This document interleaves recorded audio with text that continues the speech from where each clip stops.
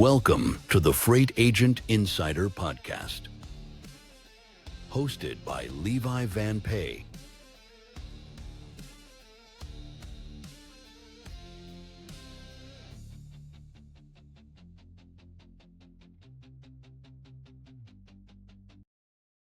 And welcome in. I'm Levi, your host. Another rousing episode of Freight Agent Insider. I hope everybody had a wonderful Christmas, with the families, with the friends, but the fun is over. Back to work. But I at least hope you had some relaxation, some good times. Except for the freight agents out there, I know you were probably working a lot more than me. Before we start, if you can all do this for me, please don't be Grinches. Go like, subscribe, Freight Agent Insider on YouTube, Spotify, TikTok. We're on LinkedIn. Smash the bell icon for auto alerts to new episodes every Monday, 9 a.m. Central. Do you have any questions for our agents? Ask them and we will answer them live on the show. Let's go to freightagentinsider.com, click the page Talk to Us Live, and you can do that right from your cell phone. Ask a question, comes right to me. We'll put it on the show and we'll get it answered for you. If you want to become a freight agent and you don't have experience, again, freightagentinsider.com. And you can start the Freight Agent Bootcamp put together with all of the tips, tricks from the latest and greatest freight agents out there. Get a 25% discount with code INSIDER. Alrighty, down to business. Today, this will be a fun one, as it usually is, but this one will be more fun because I do hear kids running around in the background. I just got to meet one of the little guys, Cody Godfrey of Godfreight. Is it Godfreight LLC? Yeah, that's right. You know, the last show that I did was with Kobe and Reagan Baskin of Cowtown Logistics, and I told them, I was like, this is the best name that I've heard for a brokerage, for an agency, anything. Yours might be the only one that I think it beats that. Like, it's deep on multiple levels. It's memorable, ties right into your last name. Like, how did you come up with that, Cody? So I can't take all the credit. I wish I could, but I'm not quite that clever. So an old sales manager of mine, Asa Yeah. Shirley, I'll give him a shout out. He manages over at Axle Logistics in Chattanooga. He's like their general manager. Super great guy. If you ever get to meet him, he is literally one of my favorite people. But anyways, he gave me that nickname back in the day. We were all slinging freight for Arrive Logistics in their Chattanooga branch. And it kind of stuck for a little while. And when I went to Steam, actually I had my pod name as Godfreight. That was like the Godfreight pod. Yeah. Yeah, it was just it's kind of stuck for a little while, and I just decided to start my company as that. And we kind of just covered it, man. But you know, for anybody out there that doesn't know you, enlighten us on how you found your way into freight, which you're now an agent. How did you get your start? How did you end up where you're at now? Lord, it's a long story, but I guess I got into my first entrance to brokerage was at Coyote Logistics, and I started there like 2017, like early 2017, and got a great training there, and was a carrier rep, and I was just slinging loads off a load board. Like that's how I got my Nice. start, and I got to develop relationship with carriers, and got to really care about like that side of the business. And honestly, I've just been building a bunch of carrier relationships ever since. Customers come and go, but those guys that are out there, boots on the ground, like they are the ones that actually make the business run. So, There's that's not kind of where I enough. got my start. I don't think we put enough emphasis on that. Like, especially on this show, we try to. It's something that comes up a lot. Serena Canline, she's talked about that far more than customers. There are a lot of agents that do, but you hit the nail on the head. The carriers are the glue holding this whole thing together. Without the carriers, good luck. I've got some agents right now that I'm talking with. I'm like, hey, looks like some of your numbers are dipping a little bit. What's going on? Capacity is just getting tight. That just I makes just it had more difficult. I just had my biggest week ever. I love it. I mean, since I like this year has just blown my mind. But I'm And, just grateful.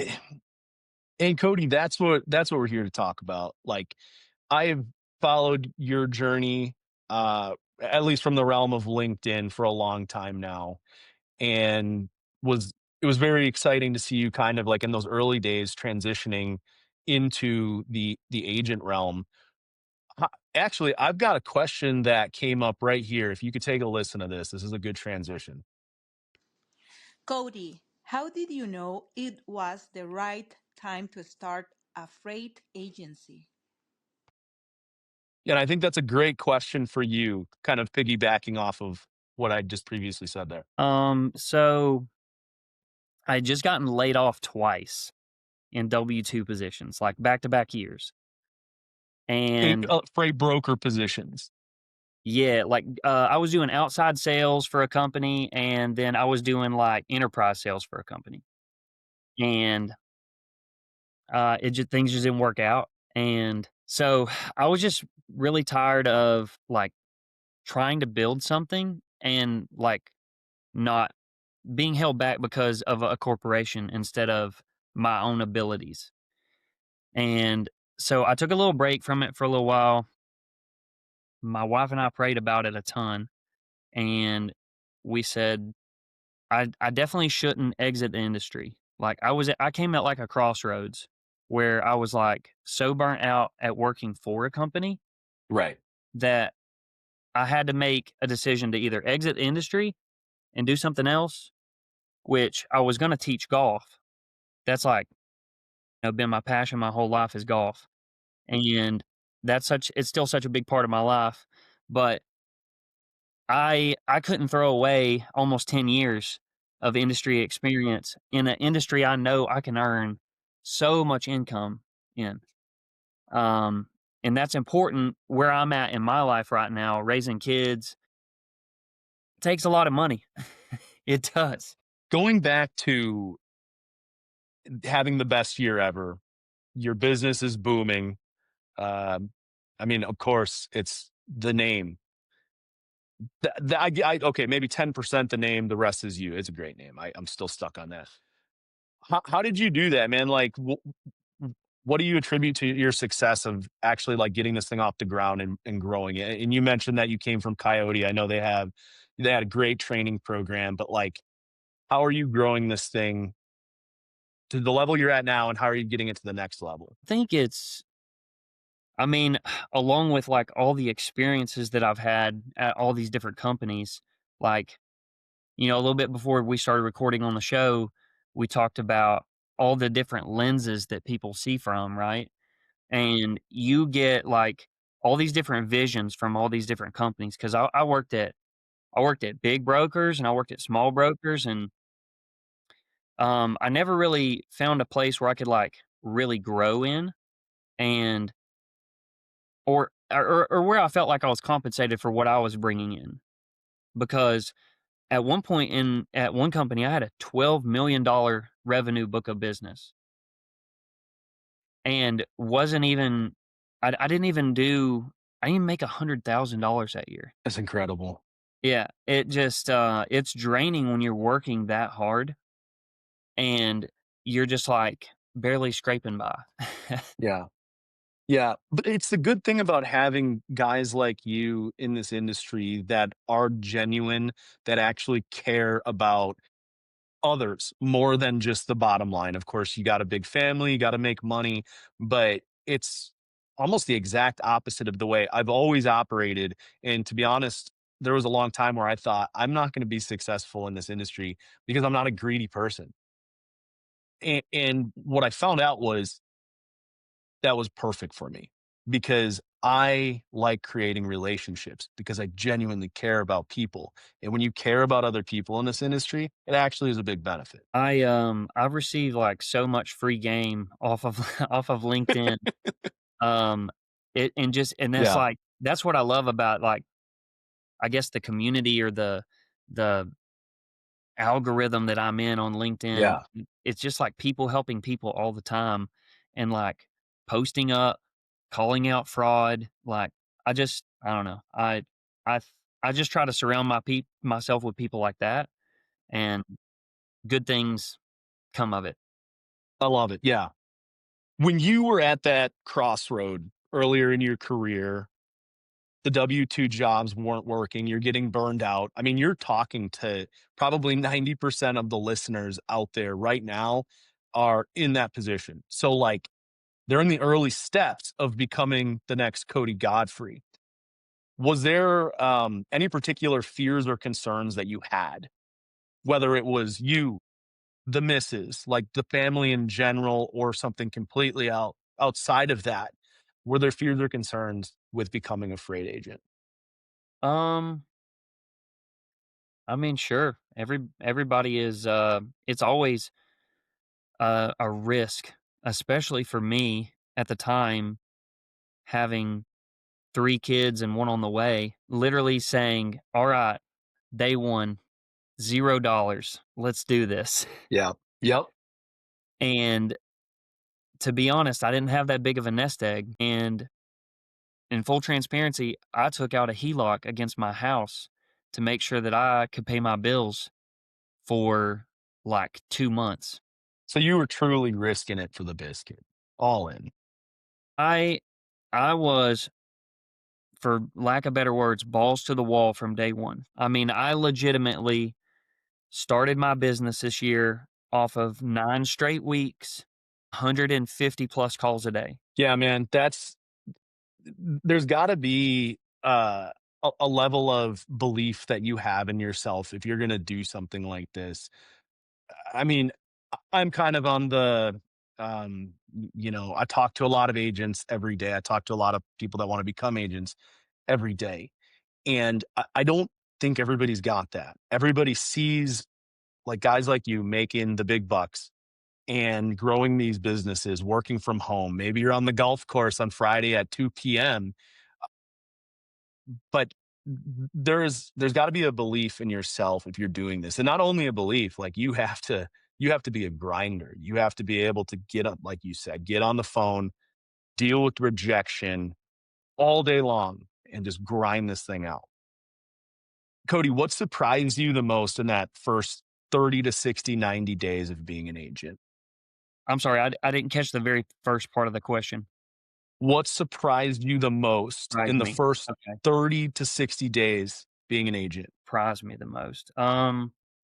Well, I don't know. I think that that's an interesting question. Surprise me. I'm not really sure. I think that people, if they're gonna start a freight agency, like if you've never had any sort of cradle to grave brokerage experience, doing things from start to finish, because that's what you do as an agent. Like some people work in a split model where they're not doing all the pieces of what it takes to run a load from birth to delivered. That's right. So I think that what surprised what surprised me the most about like that first 30 to 60 days was like just how easy it was to push myself Mm. every day. Like I have so much motivating me, and I don't know. I think that maybe that first 30 to 60 days, I really learned that I could do it because I started to have so many good things happen. And I remember what that feeling was like when I was first growing my business at other brokerages, and it just made me it gave me the confidence to like really keep going. Does it help too when, like you said earlier, $12 million book, right? and you made 100 grand or whatever it was. And all of a sudden now you're getting probably what, 70, 75%. So those first couple loads you move and you see that and you say, wow, this is now mine. The agency that I'm partnered with, you know, I am able to get paid the very next week for work that I'm doing. So instant gratification is pretty cool. Yeah. Um, that's a nice perk, and it keeps you. I think that maybe that maybe may it be the most surprising thing is like how cool that was a feel, like the instant gratification of being able to capture revenue and profit and instantly take that in, or near instantly. Cody, I want to ask you about the income reality. Mm. There's a lot of people that are out there that um I won't say who, but I was just talking with a guy the other day and we were talking about him stepping away from the W-2 side. There's no non-competes, non-solicit. So he's ready to go, been in sales for a long time. And his wife thinks this is not a real thing. So he's trying to convince her that the agent model is a feasible thing, but she doesn't believe that it is. Completely understandable. Talk to me about the income reality of this. You don't have to give me exact numbers on what you're doing or anything like that. But is it real? It's very real. It's very, very real. Um, I could talk about that for a while, but it's very real. Yeah, If you it's like any business, okay? If you start any business, it doesn't matter if you're selling shoes. If you don't have grit and determination and work ethic, you're not gonna be successful. yeah, well said. Walk us through your typical day now versus being W-2, where you wake up, you probably have a 30, 40 minute commute into the office. What are the differences and, kind of the lack of structure, I guess you could say, with being an agent? Is that a drawback or is that a plus? Well, I will say I worked in such a structured way for so long in the W-2 role that I will say there's some good takeaways. Like I mean, the experience I gained was invaluable, right? I gained a skill set that I wouldn't have been able to read a book on, right? It's just like real world experience. And from that, I was able to figure out how to build my own business from it. And I mean, that's what I consider this. You know, I'm not just an agent. Like I am Godfreight. I am a logistics partner, and I have connections to offer. You know, I broker deals. I don't just move loads. Like I tie relationships together. That's the right way to look at it, I think. And I before we started the show, we were talking about John Rogers a little bit, and he's got to be the biggest proponent of that I've ever seen. Like, I think he's the one that says, everywhere you go, tell people what you do. But when your network is more than just like you said, you're not just moving freight, you're not just connecting dots. Your connections are as valuable, if not more valuable. Well, I mean, everybody says your network is your net worth, right? Yeah. And John's obviously got a pretty good network. Um, and that's why he's able to earn the income that he has. Yeah. Oh yeah. New customer lockdown. Cody, any new customers lately? Yes. You don't have to tell us who, but how did you land them? Are you strictly cold calling? Do you have a particular script, or like how do you go about it? How'd you get this last customer? Um, I've been leveraging my network. That's all. I uh I haven't made a cold call since April. Um, I told you like that first 9 weeks, I was on the phone and churned up some business, landed some customers, and off of those customers, I've got more customers, people I ship to and from. Like I've just picked up business. Do you find referrals are becoming a bigger part of your business too at this point? Yeah, if you're not asking your customer for referrals, what are you doing? Yeah. And first of all, you have to be serving your customer in a way that it is acceptable to ask for a referral. So you're basically saying go above and beyond for your customers when you get to that point where you've got a When level you of have their trust with trust, them. when you have their trust, they will vouch for you. How do you do it? How do you take, so for anybody out there, like what you're saying makes perfect sense, but how do you solicit your customer for business from a different customer? Um, I mean, it just has to make sense, right? Like you have to have something to offer. I have trucks in your dock. They go here. They want to go here. If you have freight going this way, just let me know. I don't need all your business. I'm trying to help my connections as well. I'm out here like the way I look at it is I'm selling my asset connections. Like Yeah. I'm not asset based, but like what are other brokers doing? Right. Right. They're Yeah. selling loads on a load board. I'm not saying Right. I don't post loads because I do, but off of those loads, I make connections all the time. Yeah. Oh yeah. People that I've used over and over and over. Like I found one carrier this year that I've booked like 78 loads on Yeah. And weekly. I think it was Anique Lesage she said it really nicely. She said that um she is working to move her customers' freight. She's also a salesperson for carriers as well. Like she's trying to keep the carriers moving too. So when you start connecting all of that, yeah, like you're saying, you're just making yourself invaluable. Well, I think the biggest the biggest thing with any relationship, this goes both ways. This isn't just talking about selling freight. This is any relationship. It's do what you say you're going to do and everything will be fine.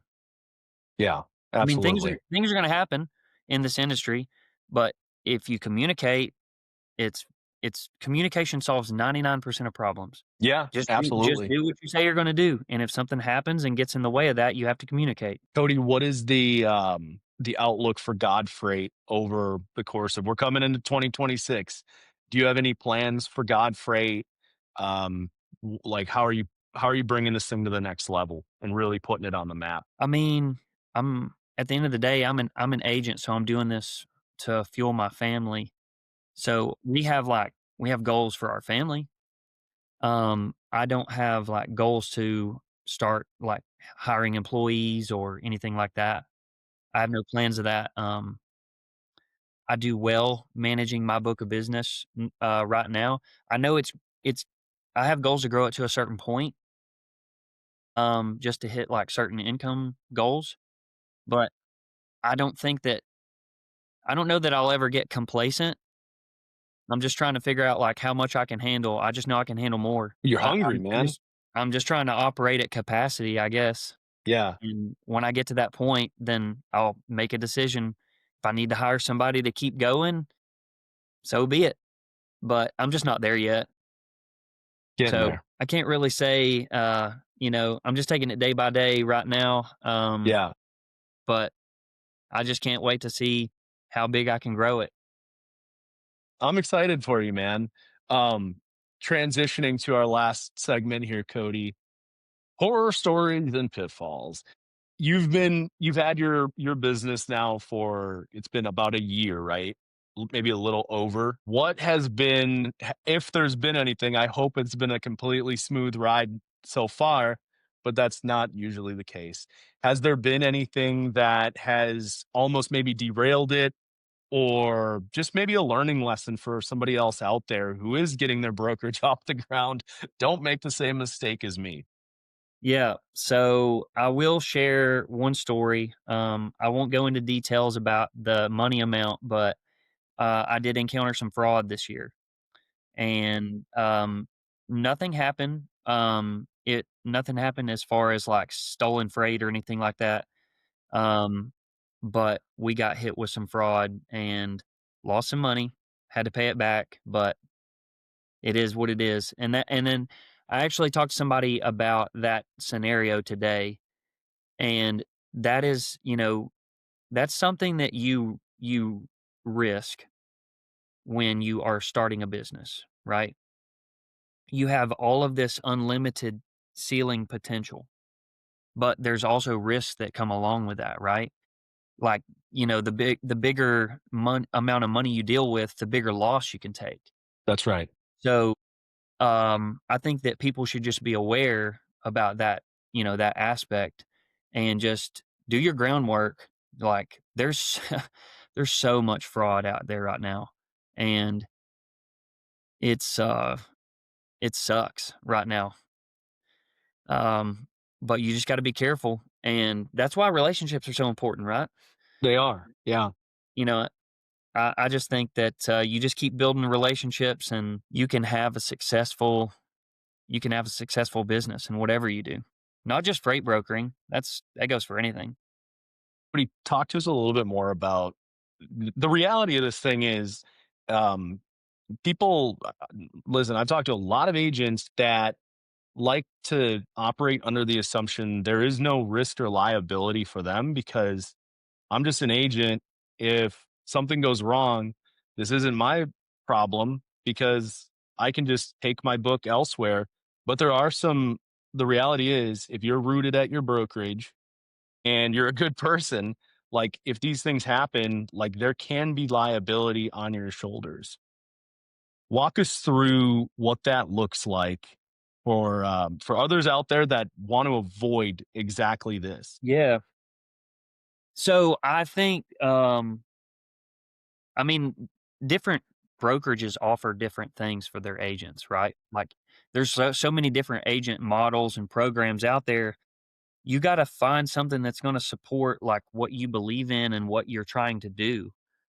Um, but I would say make sure that, I guess, as an added something that I would just do differently is I would make sure that my insurables or my receivables were insured. Insured.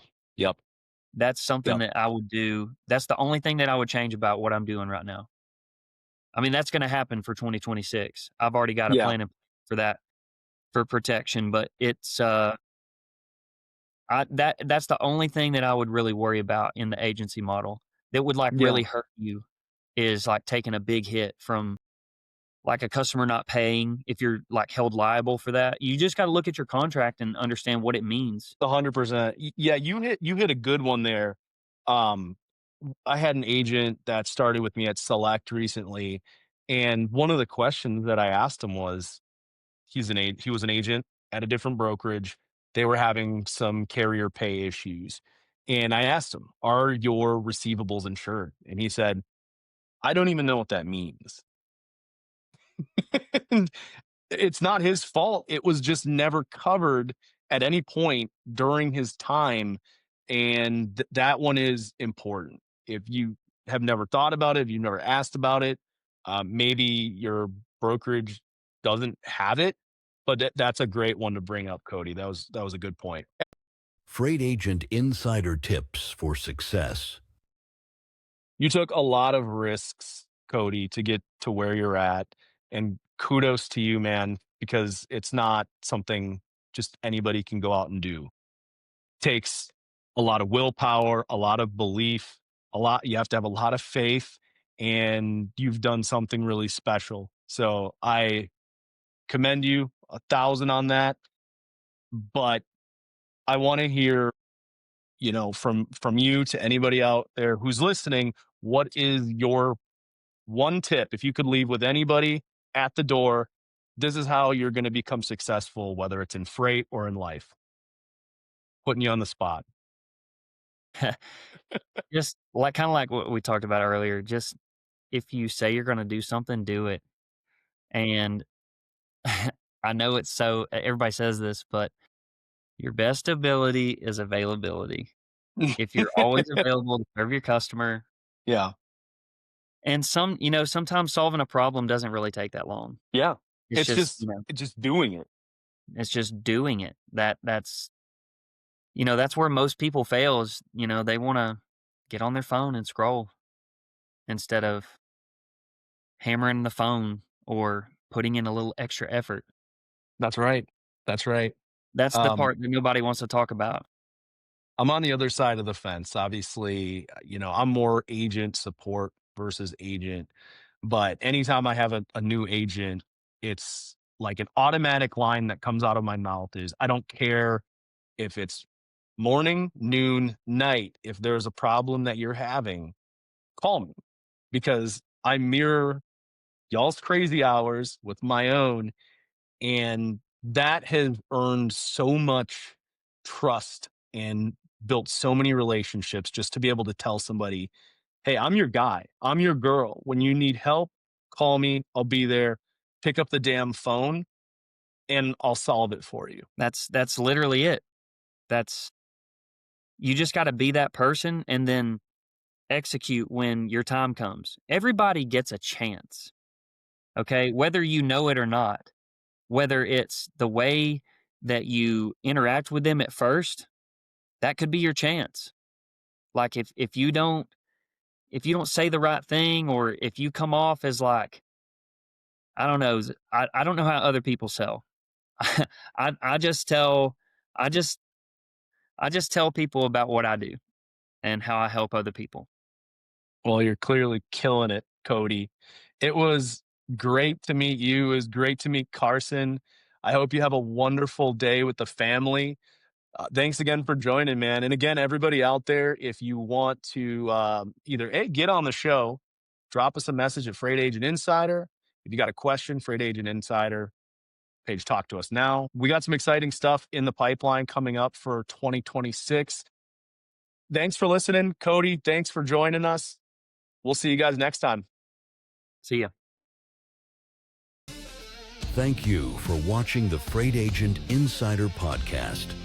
Like us and subscribe on YouTube, Spotify, TikTok, and LinkedIn